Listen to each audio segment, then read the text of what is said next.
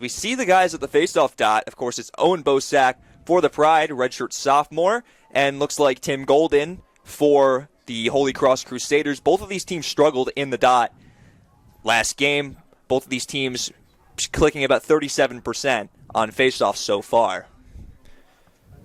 The guys are set.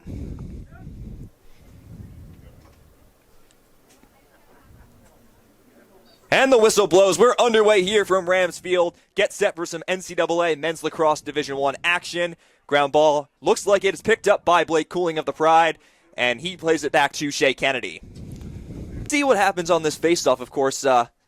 As we mentioned earlier, both teams struggled in their open, and it might honestly, if Holy Cross can get out to a run in front, it might become really important who wins the most draws. This one's won by Owen Bosak, ground ball picked up by the Pride. He looks it off and goes to his defender, number 40 in white, in Charlie McGinnis.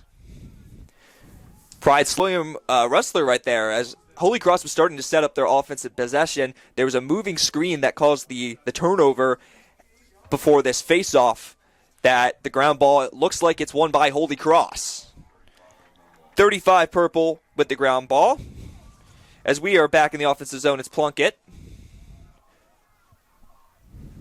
6. 2 goals against, not a save yet for Kennedy. And the face-off looks like it's won clean by Attell. It rolls back into the defensive zone for the Crusaders. They get it back to Long and look for the clear. In the broadcast that they were just 4-11 last year, and that was the best season that they had in a while. But they're playing with some swagger as they've planted their flag across on Rams Field right here. The face-off between Myers and Attell, and it's going back in favor of Holy Cross. And we know last game against Iona, Hofstra came out to a slow, sluggish start, and it appears we're seeing the same thing here against Holy Cross. Except last game they were. Goalie was going to move, made his shifts, and it looks different, and then was able to get in the back of the net. Face off again for the Pride, and it's back with Owen Bosak, but he can't win it. Harry Attell wins it for the Crusaders. Now only up by 1, and he nearly gets tripped by Bosak. He's able to get it out to his left there to Cassidy. Welcome back here to Rams Field on the campus of Farmingdale University as Attell takes his shot, and it's saved by Shea Kennedy. Really a lot of on DeYoung's tying goal. So now we're tied at 3 with a little more than half left of this second quarter. And the Pride tie it up, now hoping to, this is the spark this offense needs. Hofstra's going to be player up after that hit on Natalie. It's number 55 for Holy Cross going off. That's Max Hubler, senior from Plymouth, Minnesota. Like number 16, Gavin Ouhrabka, was their leading faceoff guy last year. Hasn't taken one yet today. Bosak nearly wins it, but it's won and picked up by Holy Cross's number 18, Matthew Marchetta. As mentioned earlier, faceoffs have been a glaring problem for straight across pass. Hofstra sticks. Defenders have been able to get their self in the lane, but when it's moving from X extended towards the front of the crease, it's been effective for Holy Cross. This one, Attell gets the win. Bosak can't come up with it, so after scoring the go-ahead goal, Holy Cross gets possession. Beautiful job by Borgardis. 35 goals last year, continuing to add to his total so far. That goal unassisted. It is Bogardus' 4th of the season, 1st of the game. Face-off violation going against Holy Cross, so Hofstra gets a free win on that one, and it's Villas. Capitalize on it. Face-off, still important in this one. Aceta gets the goal officially unassisted.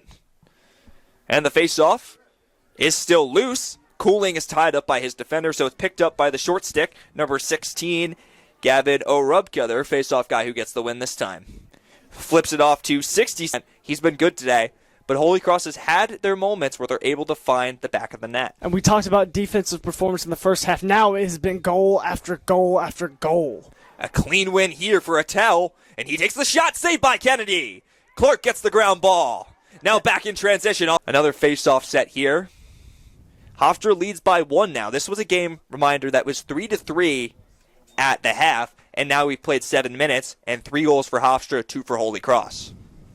It shows that these offenses were just Off once again, going to be important. Not up at 6. 3 goals aside in the first half. 3 goals aside in the last 8 minutes. It's Cole Myers on the draw for the Pride. He's taking on Harry Attell. They're scrapping still. Myers kicks it. And Blake Cooling's the first one to it. He picks up the ground ball. Gets it off to his fellow defender. Delaney, though, one of the good players on this team to come out of North Carolina, along with Aceta and Cooling.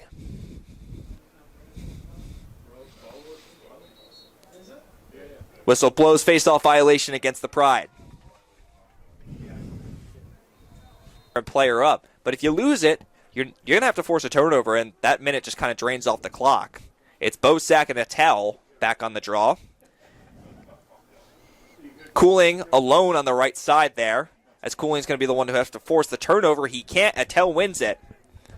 And the clock starts ticking on the offensive player up unit for the Pride. Pass goes too far for Cassidy, and a nice stick from Clark before Cassidy's able to get it back. 43 left on the offensive player up of Hofstra and Holy Cross right here on Flow College.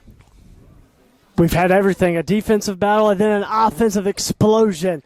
And we've had a Cole Myers face-off win forward. He goes off to his left. Cole Myers takes a little bit of a dump. Just find a little bit of space on the near side. Hofstra now only up by 1. Holy Cross making it close. And another face-off here.